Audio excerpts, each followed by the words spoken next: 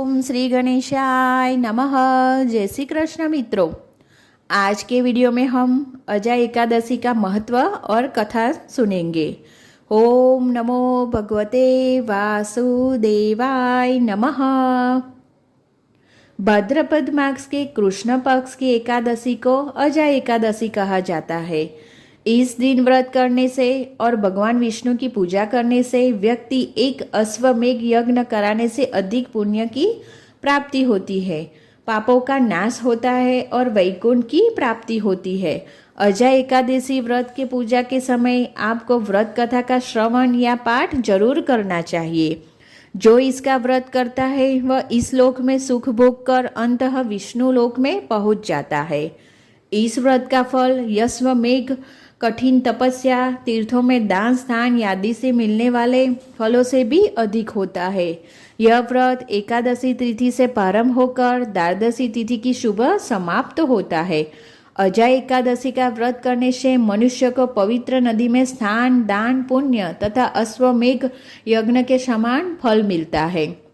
इस दिन भगवान विष्णु और माता लक्ष्मी की पूजा होती है, जो कि सुख, सौभाग्य व धन धान्य में वृद्धि करते हैं।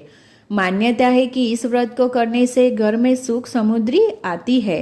एकादशी के दिन विधि विधान से पूजा अर्चना करने से मनुष्य के समस्त पाप नष्ट हो जाते हैं। इस व्रत का विधि विधान से पालन करने से भगवान विष्णु आपकी सभी मनोकामनाओं को पूर्ण करते हैं। तो अब हम सुनेंगे अजय एकादशी की व्रत कथा, जो सत्यवती राजा हरिश्चंद्र से जुड़ी है। एक बार राजा हरिश्चंद्र ने स्वप्न देखा कि उन्हें अपना सारा राज्य दान में दे दिया है। राजा ने स्वप्न में जिस व्यक्ति को अपना राज्य दान में दिया था, उसकी आकृति महर्षि विश्वामित्र से मिलती जुलती थी। अगले दिन महर्षि उनके दरबार में पहुंचे। तब सत्यवादी राजा हरिश्चंद्र ने स्वप्न में दिया अपना सारा राज्य उन्हें सौंप दिया। जब राजा दरबार से चलने लगे तभी विश्वामित्र ने राजा से 500 सुवर्ण मुद्राएं मांगी। राजा ने कहा, हे ऋषिवर, आप 500 क्या, जितनी चाहे मुद्राएं ले सकते हो। विश्वामित्र ने कहा, तुम भूल रहे हो राजन, राज्य के साथ राजकोष तो आप पहले ही दान कर चुके हैं। क्या दान की हुई वस्तु दक्षिणा में देना चाहते हो? तब राजा हरिश्चंद्र को भूल का एहसास हुआ। फिर उन्होंने पत्नी तथा पुत्र को बेचकर सुवर्ण मुद्राएं जुटाई तो सही, परंतु वे भी पूरी न हो सकी। तब मुद्राएं पूरी करने के लिए उन्होंने स्वयं को बेच दिया। राजा हरिश्चंद्र ने जिसके पास स्वयं को बेचा था वह जाति से डोम था। वह स्मशान का स्वामी होने के नाते मृतकों के संबंधियों से कर लेकर उन्हें सौदा की स्वीकृति देता था। उस डोम ने राजा हरिश्चंद्र को इस कार्य के लिए तैनात कर दिया। उनका कार्य था, जो भी व्यक्ति अपने संबंधी का शव लेकर अंतिम संस्कार के लिए स्मशान में आए, हरिश्चंद्र उससे कर वसूल करके उसे अंतिम संस्कार की स्वीकृति दे, अन्यथा संस्कार न करने के दिया जाए। राजा हरिश्चंद्र ने इसे अपना कर्तव्य समझकर विधिवत पालन करने लगे। राजा हरिश्चंद्र को अनेक बार अपनी परीक्षा देनी पड़ी, किंतु उसने इस आपत्ति के काम में भी सत्य का साथ नहीं छोड़ा। जब इसी प्रकार उसे कई वर्ष बीत गए, उसे अपने इस नीच कर्म पर बड़ा दुख हुआ और वह इससे मुक्त होने का उपाय खोजने लगा। वह सदैव इसी चिंता में रहने लगे कि मैं क्या करूं, किस प्रकार इस नीच कर्म से मुक्ति पाऊं। एक बार की बात है, वह इसी चिंता में बैठा था कि गौतम ऋषि उसके पास पहुंचे। हरिश्चंद्र ने उन्हें प्रणाम किया और अपनी दुख भरी कथा सुनाने लगे। राजा हरिश्चंद्र की दुख भरी कहानी सुनकर महर्षि गौतम भी अत्यंत दुखी हुए और उन्होंने राजा से कहा, हे राजन, भाद्र माह की कृष्ण पक्ष की एकादशी का नाम अजा है।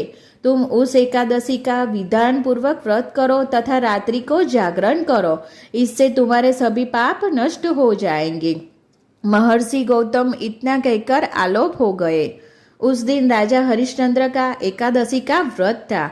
हरिश्चंद्र अर्धरात्रि में स्मशान में पहरा दे रहे थे। तभी वहां एक स्त्री अपने पुत्र का दाह संस्कार करने के लिए आई। वह इतनी निर्धन थी कि उसके पास शव को ढकने के लिए कफन तक न था। शव को ढकने के लिए उसने अपनी आधी साड़ी फाड़कर कफन बनाया था।